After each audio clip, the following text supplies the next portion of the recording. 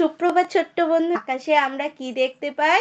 কি বললে? সূর্য আর মেঘ দেখতে পাই। আজকে আমরা কি জানবো জানো?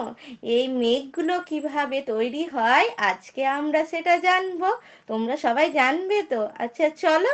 এই দেখো, এটা কিসের ছবি? হ্যাঁ, ঠিক বলেছো, পাহাড়।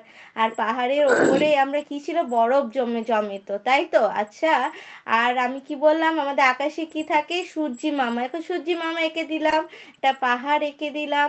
দেখো, এর উপরে, পাহাড়ের উপরে আমরা এমনি বরফ থাকে, তাহলে এই সূর্যের আলোটা এই বরফে পড়ছে, দিয়ে কি হচ্ছে, নদী বরফ গলে কি হচ্ছে, নদীর আকারে আমাদের সমভূমিতে আসছে।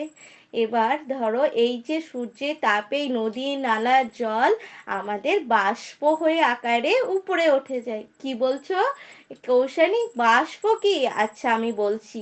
এই যে আমরা বাড়িতে দেখবে মারা রান্না করে যখন, তখন কি হয়, জল ফুটে, এই জল ফুটে ধোয়ার মতো উপরে উঠে যায় না, ওগুলোকে আমরা বলি বাষ্প। সেই বাষ্প উপরে উঠে যায় এবং শীতল হয়ে জলকণায় পরিণত হয়। আর ধরো, এই যে ধুলো, বাতাসে কি থাকে, অনেক ধুলো বালি, তাই ধুলো থাকে তাই না, আবার বিভিন্ন ধরনের গ্যাস থাকে, তাই তো? এই যে ধুলো বালি আর এই জলকণা যুক্ত হয়ে কি হয়, আমাদের মেঘের সৃষ্টি হয়। এবং এই যখন জলকণা আস্তে আস্তে অতি শীতল হয়, তখন সেটা আমাদের বৃষ্টি আকারে মাটিতে, এই পৃথিবীতে ঝরে পৃথিবীতে আসে। তাহলে আজকে আমরা কি জানলাম? মেঘ জানলাম, তাই তো? মেঘ কিভাবে সৃষ্টি হয় বললাম। কে বলবে? রিনা, তুমি বলো। কি বললে? হ্যাঁ, এই যে নদী জ্বালা থেকে সূর্য তাপ পেয়ে জল বাষ্পীভূত হয়, এবং জল বাষ্পীভূত হয়ে জলকণায় পরিণত হয়, এবং আমাদের যে ধুলো বালি আছে সেগুলো সংযুক্ত হয়ে ছোট ছোট আকারে মেঘ সৃষ্টি হয়, তাই তো?